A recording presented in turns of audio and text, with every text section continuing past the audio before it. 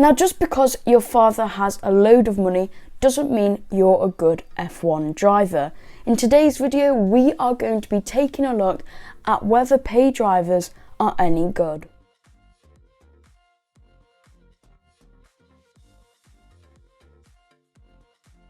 Hi guys, and welcome to the channel. If you are new here and want to learn more about the world of Formula 1, please hit that subscribe button down below. Nikita Mazepin is joining Haas next year, and the only reason is because his father has a ton of money. So that got me thinking whether they're actually any good, whether pay drivers are good, and if there's a problem with them. So let's start in today's video. Now, obviously, the biggest name when you say pay drivers is, of course, Lance Stroll. His dad is a billionaire practically. He owns, I don't know what he owns, to be honest. Maybe he does something that I don't approve of, but he's rich, and he obviously decided, oh, I want to make my child an F1 driver, which happened. He's an F1 driver, but is Stroll any good? Now, before we go any further, I do want to say that Stroll has come of age, in my opinion. He's got much better this season, but what about all of his other seasons? In the 2017 championship, he got 12th and his teammate got 11th, but he did get a podium at Baku. He got 3rd place in his rookie season, and you must be thinking, that's pretty good for a rookie driver.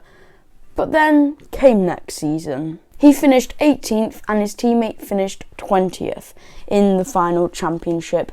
Yes, he was in the slowest car, but at least he got one above his teammate. But that wouldn't be the same for 2019.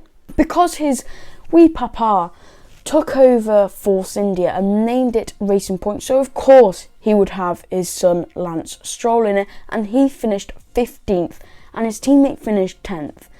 And for a midfield car, 15th is practically like the backfield of the grid. Now, in 2020, he finished 11th, his teammate finished 4th. Yes, he did get 2 podiums, but still, Lance Stroll finished 11th in a car which was practically last year's Mercedes. I think he should do better.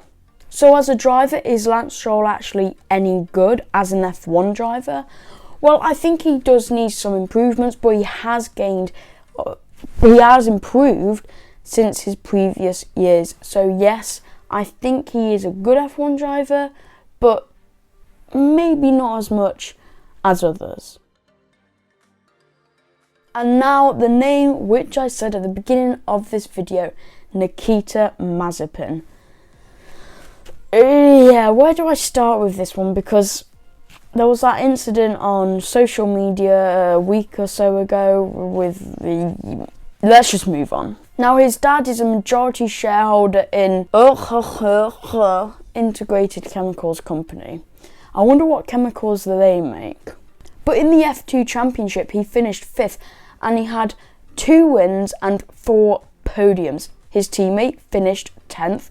So Nikita Mazepin, coming off that, deserves to be in F1, but the fact that Callum Ilot's not in F1 and he finished 2nd, personally I think he should have got that Haas seat.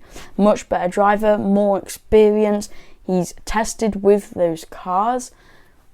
It's an obvious choice for me. I would go for Callum Ilot. So does this mean he deserves to be in F1, Nikita Mazepin, after his actions a few weeks ago and after the F2 Championship? I think there's other drivers that deserve that seat more than him, but that's not to say he doesn't fully deserve it. There you go, 2 examples of paid drivers and whether they're good or bad. I think paid drivers more lean towards the bad side of the spectrum, but some of them are good, like Lando Norris. His dad is quite rich, like the 40th rich man in Britain.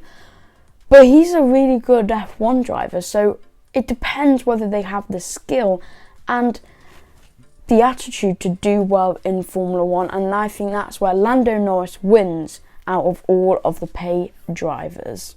Let me know what you think in the comments down below, whether pay drivers are good or bad in terms of skill of F1. Thank you very much for watching, and I'll see you in the next video.